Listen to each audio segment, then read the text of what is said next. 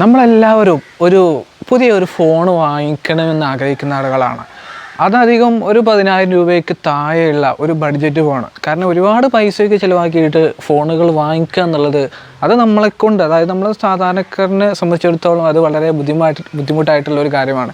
എന്നാൽ സാധാരണക്കാർക്ക് ഉപകാരപ്പെടുന്ന ഇന്ന് നമ്മളൊരു ഫോൺ വാങ്ങിക്കാനായിട്ട് ഉദ്ദേശിച്ചാൽ അതുപോലെ ഒരുപാട് ഫോണുകൾ ഇന്ന് പല കമ്പനികളും പുറത്തിറക്കിയിട്ടുണ്ട്. കാരണം ഏത് വാങ്ങിക്കണം എന്ന് പോലും നമുക്കറിയില്ല. കാരണം അത്രയ്ക്കും ഫോണുകളാണ് ഇന്ന് നമ്മുടെ മാർക്കറ്റുകളിൽ അവൈലബിൾ ആയിട്ടുള്ളത്. അപ്പോൾ ഇന്നത്തെ നമ്മുടെ വീഡിയോ റെഡ്മി എന്ന കമ്പനിയുടെ ഒരു ചെറിയൊരു ഫോൺ 10,000 രൂപയ്ക്ക് വാങ്ങിക്കാൻ ആഗ്രഹിക്കുന്നവർ, 10,000 രൂപയ്ക്ക് താഴെ കിട്ടാവുന്ന ഒരു കിടിലൻ ഫോണിനെ കുറിച്ചാണ് നമ്മൾ ഇന്നത്തെ ഈ വീഡിയോയിലൂടെ പറയാനായിട്ട് പോകുന്നത്. ഈ ഒരു ഫോണിന് എന്ന് പറഞ്ഞാൽ ഒരുപാട് ഇപ്പോൾ ഉദാഹരണത്തിന് പറയുകയാണെന്നുണ്ടെങ്കിൽ ഗെയിമിംഗ് പെർഫോമൻസിനൊക്കെ അല്ലെങ്കിൽ വലിയ യൂസേഴ്സിനൊന്നും ഈ ഒരു ഫോണ് ഒരു കാരണവശാലും ഉപകാരപ്പെടില്ല. ഇപ്പോൾ ഒരു ആവറേജ് യൂസേഴ്സിന്, ഇപ്പോൾ ഉദാഹരണമായിട്ട് പറയുകയാണെന്നുണ്ടെങ്കിൽ നമ്മൾ വീട്ടിലുള്ള ആളുകൾക്ക് നമ്മൾ ഫോൺ വാങ്ങിക്കാനായിട്ട് നമ്മൾ പിന്നെ ഈ ഒരു ഓൺലൈൻ സൈറ്റിൽ നമ്മൾ നോക്കുന്ന സമയത്ത് നമ്മൾ ഏത് വാങ്ങിക്കണം എന്നുള്ള ഒരു ചിന്തയായിരിക്കും നമ്മൾ അധികം ഉണ്ടാവുക. അപ്പം അങ്ങനെയുള്ളവർക്കൊക്കെ ഏറ്റവും കൂടുതൽ ഉപകാരപ്രദമാകുന്ന ഒരു കിടിലൻ ഫോണിനെ പറ്റിയാണ് നമ്മൾ ഇന്നത്തെ വീഡിയോയിലൂടെ പറയാനായിട്ട് പോകുന്നത്. എന്തൊക്കെയാണ് ഈ ഒരു ഫോണിൻ്റെ പ്രത്യേകത, എന്തൊക്കെയാണ് ഈ ഒരു ഫോണിൻ്റെ വിശേഷങ്ങൾ എന്നാണ് നമ്മൾ ഇന്നത്തെ വീഡിയോയിലൂടെ നമ്മൾ നോക്കാനായിട്ട് പോകുന്നത്.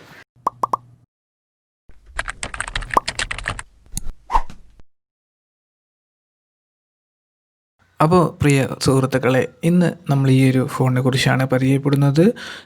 ഇന്ന് MI എന്നുള്ള കമ്പനി നമ്മുടെ എല്ലാവരുടെയും ഒരു ഇഷ്ടപ്പെട്ട ഫോണായി മാറിക്കഴിഞ്ഞിരിക്കുന്നു. ഞാൻ ആദ്യമായിട്ടാണ് ഈ ഒരു MIയുടെ ഫോൺ വാങ്ങിക്കുന്നത്.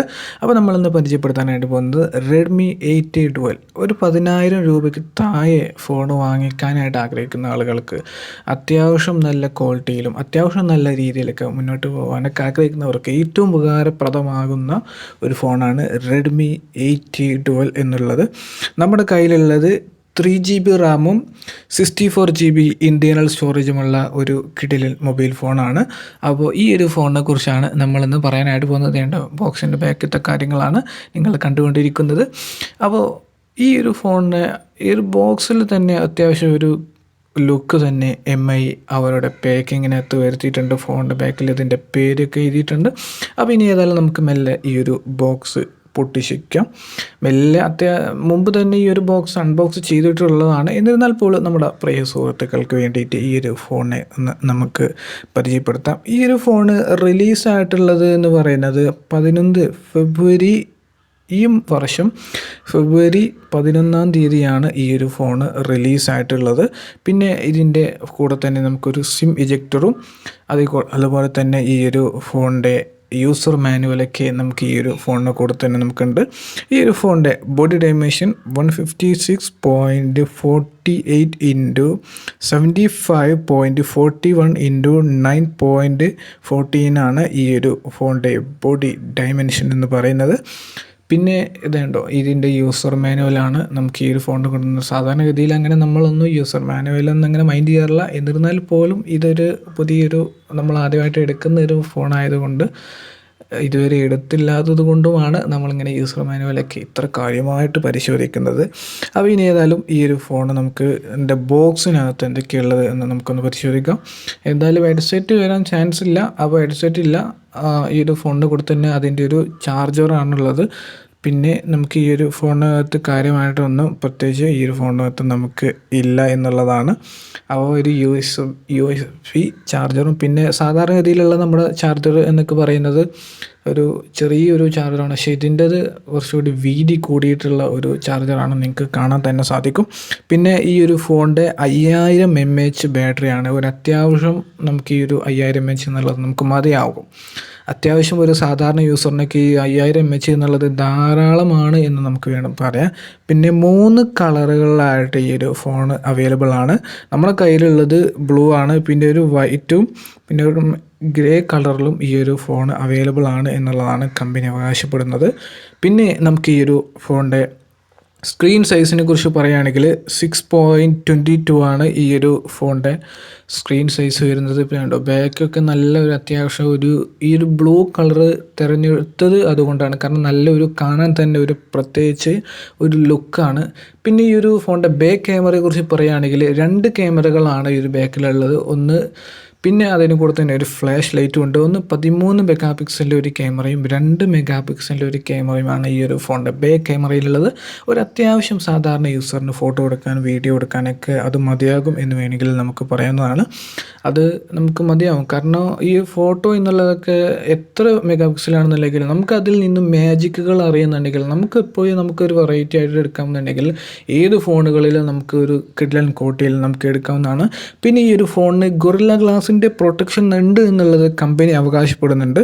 പിന്നെ ഈ ഒരു ഫോണിൻ്റെ പ്രൊസസ്സറിനെ കുറിച്ച് പറയുകയാണെന്നുണ്ടെങ്കിൽ 1.45 ജിഗാ ഒക്ടാ കോറിൻ്റെ പ്രൊസസ്സറാണ് ഈ ഒരു ഫോണിനകത്ത് വരുന്നത്. പിന്നെ അതുപോലെ തന്നെ കോൾകം സ്നാപ്ഡ്രാഗൺ 431 പ്രൊസസ്സറാണ് ഈ ഒരു ഫോണിനകത്ത് വരുന്നത്. പിന്നെ ഞാൻ ഇതിൻ്റെ റാം പറഞ്ഞു, 3GB റാമും 64GB ഇൻറ്റേർണൽ സ്റ്റോറേജുമാണ് ഈ ഒരു ഫോണിനകത്ത് നമുക്ക് വരുന്നത്. ഓക്കെ, പിന്നെ ഇതിൻ്റെ ഫ്രണ്ട് ക്യാമറയെക്കുറിച്ച് നമുക്കൊന്ന് പറയുകയാണെങ്കിൽ 8 മെഗാ പിക്സലിൻ്റെ ഫ്രണ്ട് ക്യാമറയാണ് ഈ ഒരു ഫോണിനകത്ത് വരുന്നത്.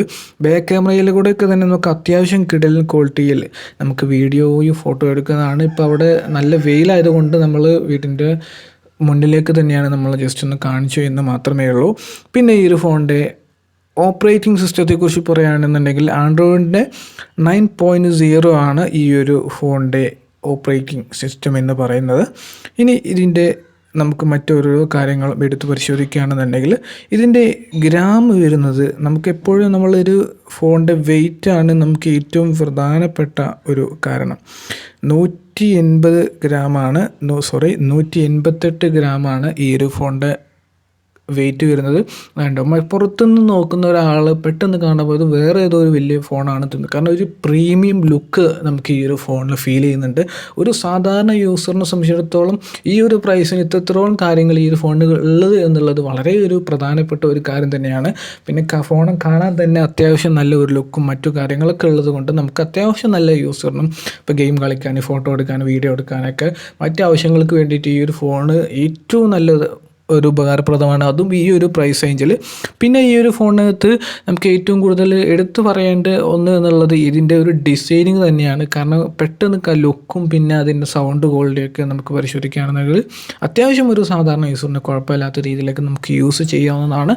ഇനി ഈ ഒരു ഫോണിൻ്റെ കണ്ടോ, ഇതിൻ്റെ ബാക്കിൽ ഒരു പ്രത്യേകിച്ച് ലുക്കാണ്. കാരണം എനിക്ക് ഒരുപാട് ഇഷ്ടപ്പെട്ടു ഈ ഒരു ഫോണിൻ്റെ ബാക്ക് കണ്ടപ്പോൾ തന്നെ, കാണുന്നവർക്ക് തന്നെ മനസ്സിലാകും. പിന്നെ ബാക്കിലായിട്ട് അതിൻ്റെ ഒരു സൗണ്ടിൻ്റെ ഒരു സ്പീക്കറും പിന്നെ ചാർജിങ് കേബിൾ കുത്തുന്ന സ്ഥലം പിന്നെ ഒരു ഹെഡ്സെറ്റ് കുത്തുന്ന ചെറിയൊരു സ്ഥലമാണുള്ളത്.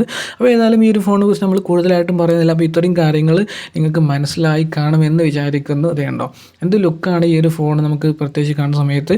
അപ്പോൾ ഈ ഒരു ഫോണിനെ കുറിച്ചുള്ള അഭിപ്രായം നിങ്ങൾ വീഡിയോക്ക് താഴെ കമൻറ്റായിട്ട് രേഖപ്പെടുത്തുക. മറ്റൊരു വീഡിയോയുമായിട്ട് നമുക്ക് വീണ്ടും കാണാം. Okay, by.